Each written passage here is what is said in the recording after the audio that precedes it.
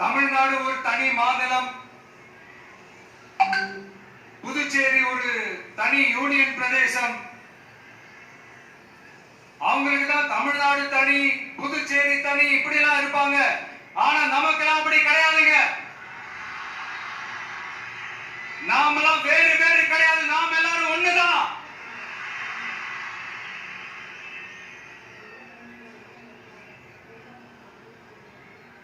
தமிழ்நாடும் புதுச்சேரியும் தனித்தனியாக இருந்தாலும் நாம் எல்லாரும் ஒண்ணுதான்.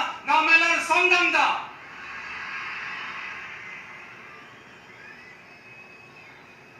வேற வேற வீட்டுல, வேற வேற ஊர்ல, வேற நாட்டுல, வேற ஸ்டேட்ல இருக்கிறதுனால நாம் எல்லாரும் சொந்தங்கள் இல்லைன்னு ஆயிட முடியுமா? அது எப்படி முடியும்? இப்ப பாத்தீங்களா, ஒருத்தருக்கு ஒருத்தர் பாத்துக்கும் போது அந்த பாச உணர்வு